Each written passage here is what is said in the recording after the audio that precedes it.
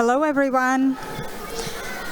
Hello, everyone, and welcome to our Missouri Academy of Music concert, Fall Concert. My name is Maria Trevor, and I'm the manager of the Academy.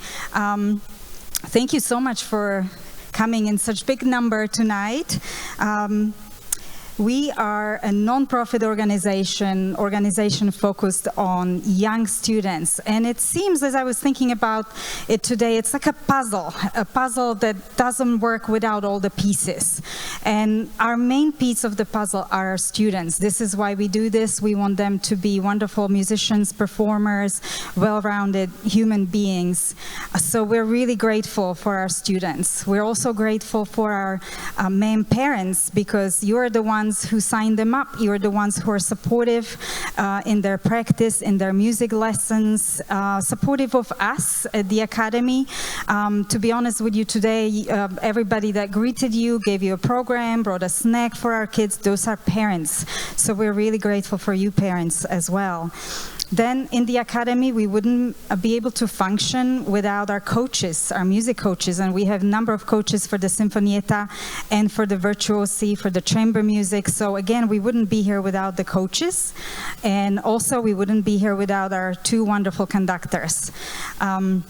And lastly, if you turn your page to your program page to the one towards the end, there's a group of very special people as well listed, and those are our angels. Without them, we wouldn't be able to do this as a non-profit organization.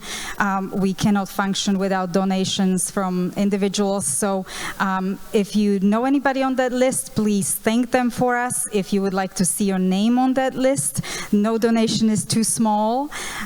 So please consider that. So those are our pieces of puzzle, and they're working wonderfully together.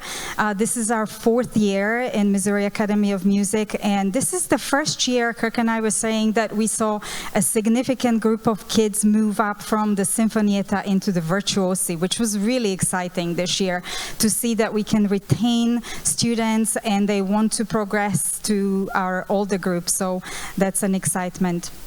So I also wanted to alert you to some dates which are on the back of your program. So when you go home, grab a program and please see us at some of these upcoming events. We have a fundraiser at Barnes & Noble on December 1st where we will be playing live music for 3 hours with various groups, and if you make a purchase that day, it will support us. Then we will have concerts at the Lenore, and we will have concerts at Terrace Senior Living, which goes hand in hand with our special mission of bringing music to those who cannot be in a place like here today, who can no longer drive, and we bring music to them. So that is a big part of our mission, and we're grateful to our students for donating their time for this special occasion, the 2 occasions we have this semester. So, lastly, as we bring up these performers, we strive to make them great music performers. We also want to educate you how to be great audience. So if you thought that you were just coming here to listen and relax, I have a job for you. You guys, your job tonight is cheer big, okay? Like, imagine you're at this big sporting event and you're cheering, okay? So without further ado, please cheer for Missouri Academy of Music Sinfonietta.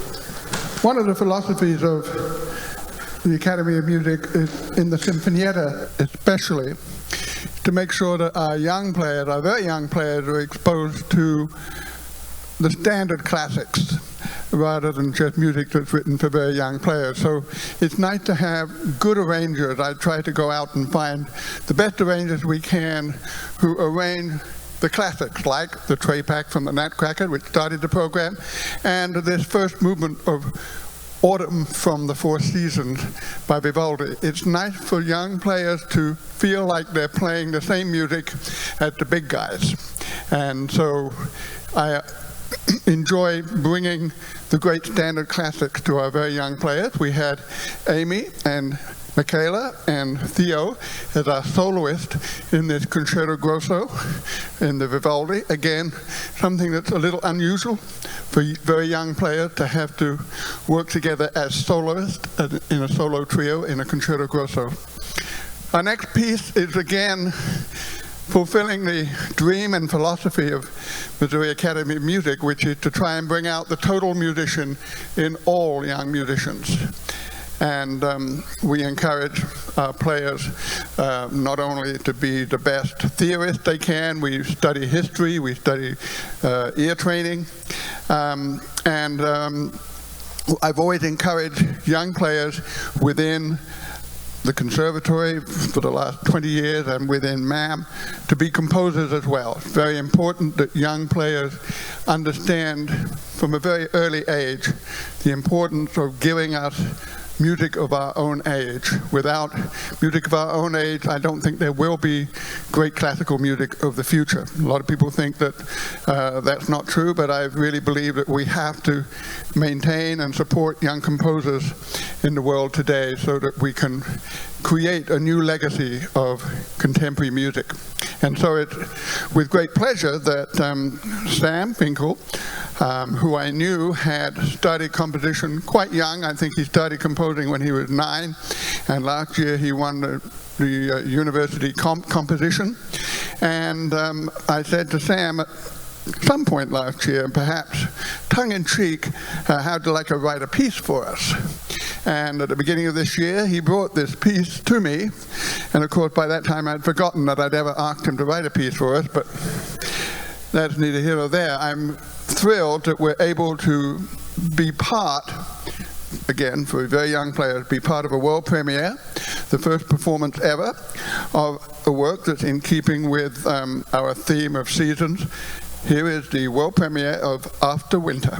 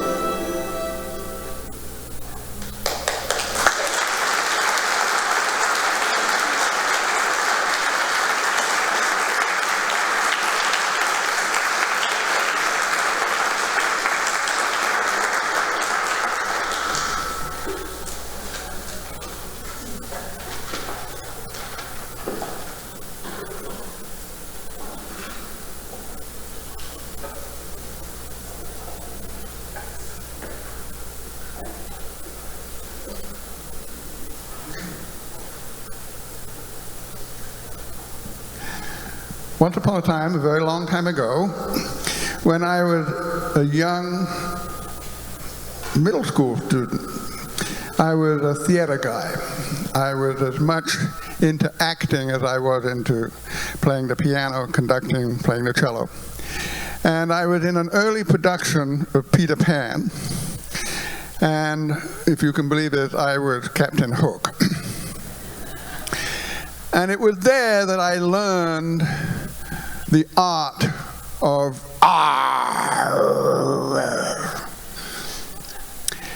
And this piece that we're about to play comes about, and interestingly, about stereotypes about string players. He says, the composer, raise those bows and prepare for an exciting encounter. The barbarians are here. One of my favorite things about a string orchestra is when they are allowed to play aggressively. One of the more frequent and personally annoying stereotypes of the string ensemble is that the music in its canon without winds or full orchestra is mostly occupied by lush, beautiful, and delicate works like we have just heard. I have always enjoyed the cinematic aggressiveness of strings and thought it would be fun to apply that concept along with a cool backstory to a work for developing string players. The goal of this work, beyond great musicianship, is to have fun. So he asks our players to find opportunities to amplify this work, maybe stomps in the rhythmic pattern's rest, or perhaps some cool vocalizations. Truly become barbarians. So I've been teaching them in my best Captain Hook voice how to vocalize and become stronger and greater barbarians.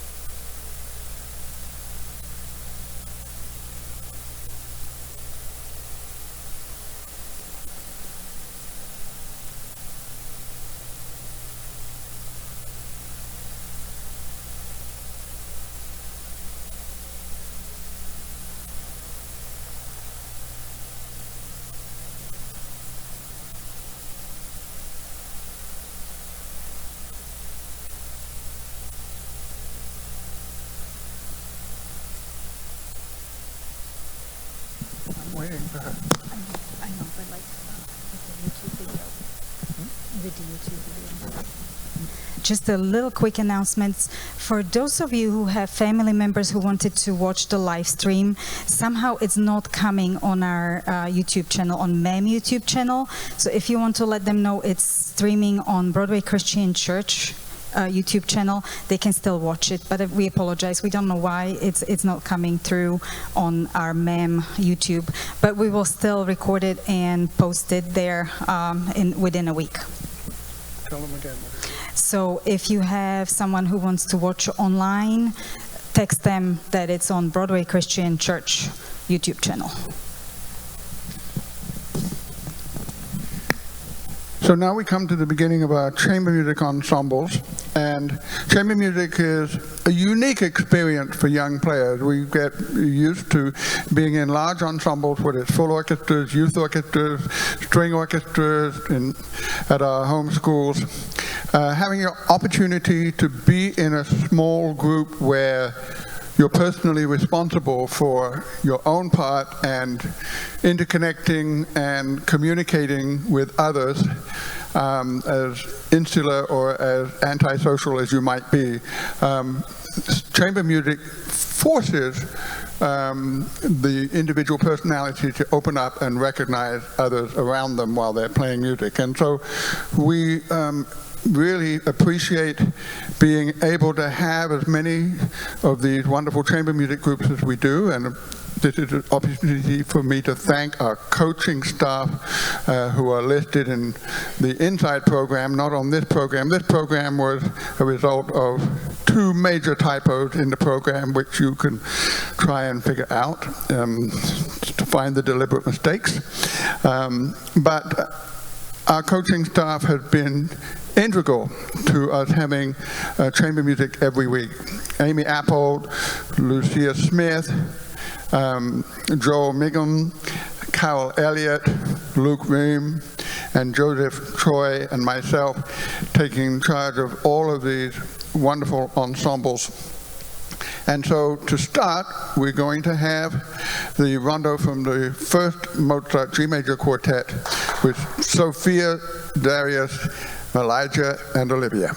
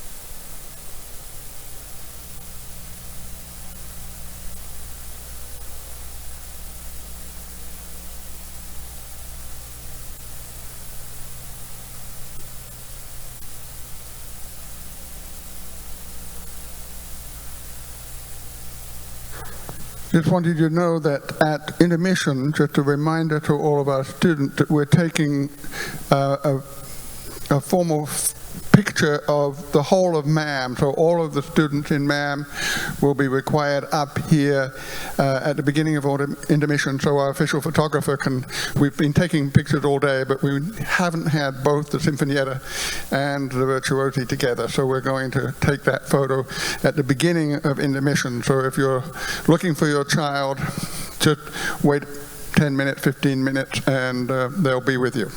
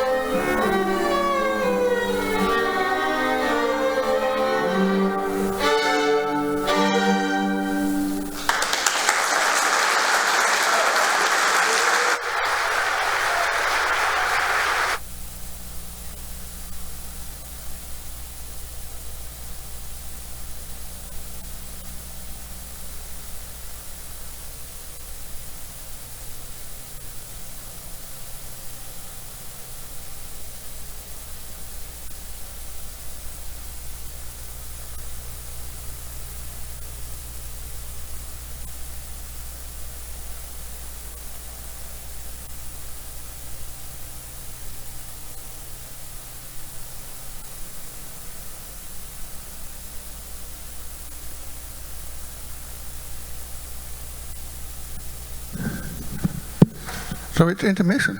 Go. Get out of here.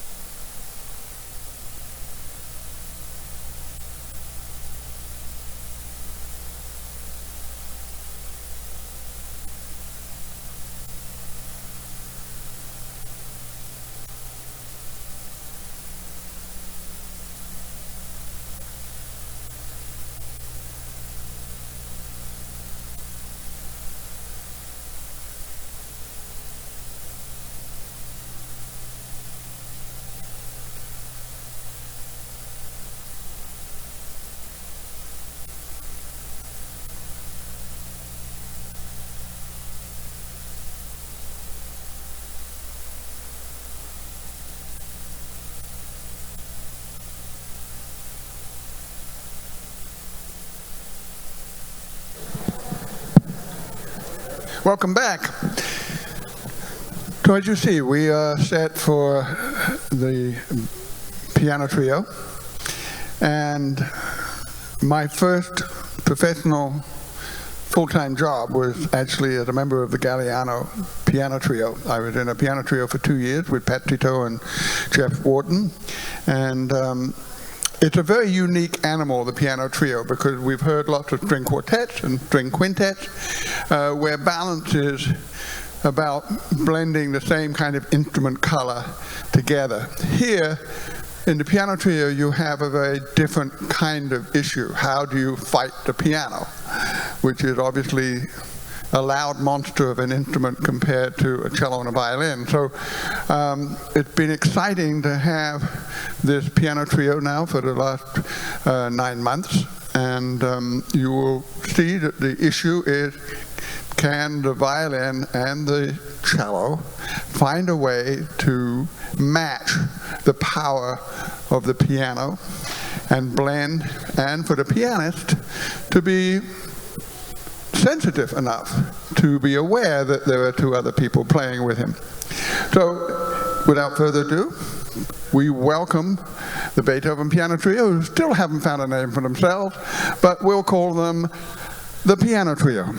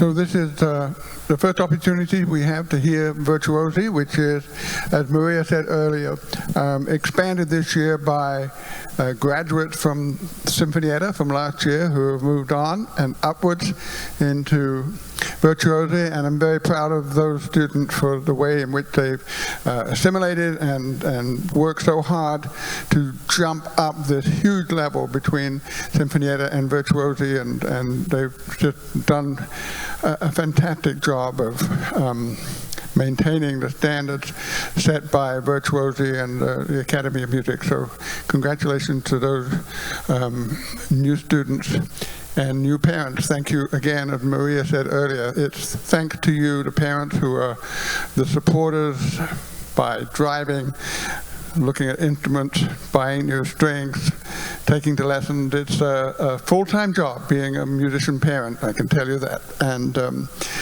we appreciate all of you so much, and we appreciate one more time our wonderful coaching staff. Let me remind you again, Amy Appold on violin, Lucy Smith on violin as well, and then Joel on viola, who is unfortunately unable to be with us today, Carol Elliott on cello, Luke Ream on double bass, and of course my assistant conductor, who you'll be hearing from immediately by conducting the first piece on our program. So please welcome to the stage the Missouri Academy of Music virtuosi.